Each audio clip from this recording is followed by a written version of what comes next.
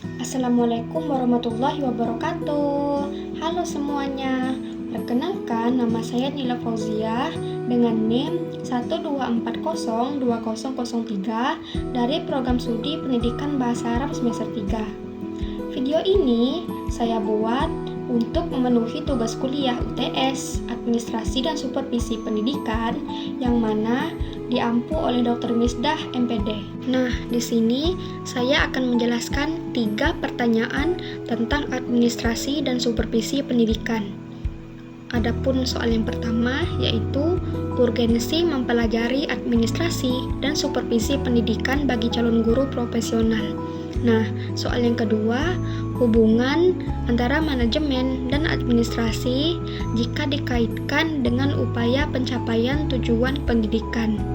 Soal yang terakhir, peran guru dalam tugas administrasi pendidikan dan apa saja kendala yang dihadapi oleh guru di lapangan. Nah, pada video saya kali ini, saya akan menjelaskan satu persatu. Yang pertama yaitu adalah urgensi mempelajari administrasi dan supervisi pendidikan bagi calon guru profesional. Oke, kalau kita bahas tentang mengapa calon guru itu wajib mempelajari administrasi pendidikan. Nah, bagi saya, mempelajari ini itu sangat penting bagi calon guru profesional. Mengapa? Karena kedua bidang ini membekali mereka dengan keterampilan untuk mengelola lingkungan pendidikan secara efektif. Administrasi pendidikan melibatkan perencanaan, kemudian pengorganisasian, dan juga pengelolaan sumber daya seperti kurikulum, kemudian anggaran, dan fasilitas sekolah. Yang mana hal tersebut membantu guru menjalankan tugas sehari-hari dengan efisien. Dan sementara itu, supervisi pendidikan fokus pada pemantauan, evaluasi, dan juga pengembangan profesional guru, termasuk mentoring dan peningkatan kualitas pengajaran. Nah, urgensinya ini terletak pada fakta bahwa guru ini bukan hanya sebagai sekadar pengajar, tetapi guru ini juga sebagai pemimpin di kelas dan juga di sekolah. Nah, dalam era pendidikan modern, guru profesional mampu diharapkan beradaptasi dengan perubahan seperti kurikulum berbasis kompetensi, kemudian teknologi digital, dan juga tantangan sosial. Nah, tanpa pemahaman administrasi, guru ini mungkin akan mengalami kesulitan dalam mengelola kelas besar ataupun mengintegrasikan sumber daya terbatas, yang mana dapat mengurangi kualitas pembelajaran. Nah, supervisi itu membantu guru mengidentifikasi kekuatan dan juga kelemahan diri, dan serta berkontribusi pada pengembangan sekolah secara keseluruhan. Nah, secara keseluruhan, pembelajaran ini meningkatkan profesionalisme dan juga memastikan pendidikan ini berkualitas tinggi dan mendukung pencapaian tujuan nasional seperti meningkatkan literasi dan keterampilan siswa, sebagaimana hal ini tercantum dalam Undang-Undang Sistem Pendidikan Nasional di Indonesia. Seperti dapat saya kasih contoh bahwa calon guru yang mempelajari administrasi ini dapat merancang jadwal pembelajaran harian yang efisien, seperti mengalokasikan waktu untuk diskusi kelas dan juga evaluasi mingguan, sehingga siswa di sekolah dasar negeri dapat mencapai target kompetensi dasar lebih cepat. Nah, dalam supervisi, guru tersebut itu bisa menerima umpan balik dari supervisor tentang teknik mengajarnya, seperti menggunakan aplikasi digital untuk pembelajaran jarak jauh, yang mana hal ini dapat meningkatkan partisipasi siswa dari misalnya 70% menjadi 90% dalam satu semester. Nah, yang kedua yaitu hubungan antara manajemen dan administrasi jika dikaitkan dengan upaya pencapaian tujuan pendidikan. Nah, teman-teman, manajemen dan juga administrasi pendidikan, kedua hal ini sangat terkait erat dalam upaya mencapai tujuan pendidikan, meskipun memiliki fokus berbeda. Nah, administrasi pendidikan, administrasi ini lebih menekankan pada aspek perencanaan, kemudian pengorganisasian, dan juga koordinasi struktur formal, seperti dalam penyusunan kurikulum, kemudian pengelolaan staf, dan juga alokasi sumber daya. Sementara itu, manajemen pendidikan itu melibatkan pengendalian, kemudian motivasi, dan juga pengambilan keputusan untuk mengoptimalkan proses tersebut, termasuk pemimpinannya dalam mengatasi tantangan operasional. Nah, dalam konteks pencapaian tujuan pendidikan seperti meningkatkan kompetensi siswa, kemudian seperti membangun karakter, dan untuk mempersiapkan mereka untuk tantangan global. Nah, keduanya ini bekerja secara sinergis. Administrasi menyediakan kerangka untuk menjalankan program pendidikan, misalnya melalui perencanaan anggaran dan juga jadwal kegiatan. Nah, dalam hal ini, manajemen ini kemudian memastikan implementasinya berjalan lancar dengan mengkoordinasikan tim, kemudian juga dengan mengevaluasi hasil. Tanpa administrasi, manajemen ini pastilah akan kurang terstruktur, dan tanpa manajemen, administrasi mungkin tidak efektif. Dalam contohnya, dalam upaya mencapai target literasi nasional, administrasi ini merancang program, sedangkan manajemen memimpin eksekusi dan juga penyesuaian terhadap feedback.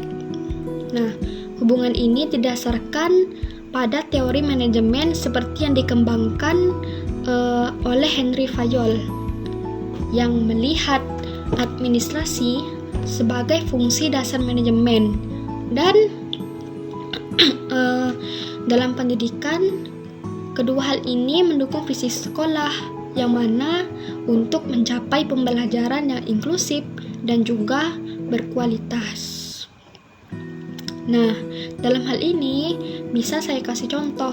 Misalnya, di sebuah sekolah menengah atas ini, administrasi merancang kurikulum baru untuk misalnya mata pelajaran IPA dengan alokasi anggaran untuk laboratorium. Nah, manajemen ini kemudian memotivasi guru untuk mengadopsi metode proyek dengan basic learning, memantau kemajuan siswa melalui tes berkala, dan juga menyesuaikan jadwal jika ada siswa yang tertinggal, sehingga tingkat kelulusan ujian nasional naik, misalnya dari 85% menjadi 95%, misalnya berangsur dalam 2 tahun. Nah, sekarang masuk yang ke nomor 3.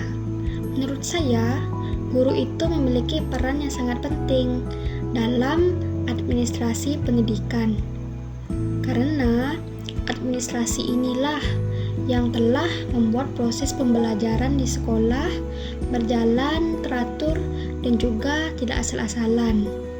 Dan dalam kegiatan sehari-hari, guru itu bukan hanya datang ke kelas dan juga mengajar, tetapi guru itu menyiapkan dokumen dan catatan, yang mana hal tersebut menjadi dasar pelaksanaan pembelajaran. Tidak hanya itu, guru itu ternyata juga harus membuat RPP, kemudian menyusun silabus, kemudian menetapkan program tahunan juga semester, dan juga guru juga yang menyiapkan materi, yang mana materi ini sesuai dengan kurikulum yang berlaku. Nah, hal ini itu dilakukan oleh guru untuk diberikan kepada siswa agar siswa ini memiliki arah yang jelas dan juga dapat dievaluasi. Selain itu juga, guru juga melakukan pencatatan kehadiran siswa. Guru juga nih yang mengisi nilai, dan juga guru juga yang memantau perkembangan belajar setiap peserta didik. Tugas administrasi sebenarnya ini sangatlah membantu guru untuk memahami kebutuhan siswa, yang mana menilai sampai mana tujuan pembelajaran ini tercapai. Nah, tidak hanya sampai itu teman-teman. Guru nih berperan dalam administrasi kurikulum. Guru pun harus memastikan bahwa pelajaran yang diberikan di kelas nih emang sesuai dengan standar yang ditetapkan oleh sekolah itu maupun yang sudah ditetapkan oleh pemerintah. Guru pun juga terlibat dalam supervisi, yaitu proses pembinaan yang diberikan kepala sekolah untuk pengawas, yang mana hal ini untuk meningkatkan kualitas pembelajaran. Dalam sarana dan juga prasarana, guru pun ikut mengelola dan juga menjaga fasilitas yang digunakan dalam kegiatan belajar. Itu pastilah ya udah tahu, seperti alat peraga, buku, kemudian media pembelajaran lainnya gitu. Guru pun berkomunikasi dengan orang tua siswa melalui rapat, kemudian rapot, ataupun pertemuan tertentu, yang mana pertemuan ini tuh dipantau bersama gitu. Kemudian jadi bisa dikatakan bahwa peran guru dalam administrasi pendidikan ini sangatlah luas dan juga mendukung seluruh sistem sekolah. Tapi pada kenyataannya guru ini sering ada tantangan dalam menjalankan tugas administrasi. Tuh salah satu masalahnya tuh yang paling sering muncul yaitu adalah beban administrasi yang sangat banyak. Nah, guru kan tadi kan ngurus banyak dokumen, banyak sekaligus gitu. Terus perangkat pembelajaran, rapot, jurnal, semua ada guru kan, berbagai penyertaan tuh kan. Nah, beban ini nih terkadang tuh membuat guru tuh harus mengerjakannya di luar jam sekolah. Bahkan seperti saya lihat kakak saya sendiri sebagai guru tuh sampai ngerjakannya pada malam hari.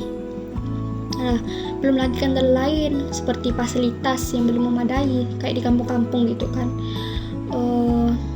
Kayak di kampung saya lah, perangkat kayak komputer tuh masih terbatas. Kemudian tuh jaringan internet tuh nggak stabil, ataupun aplikasi administrasi yang digunakan tuh sering bermasalah. Nah, situasi inilah tuh yang membuat pekerjaan administrasi itu memakan waktu yang lebih lama gitu. Kemudian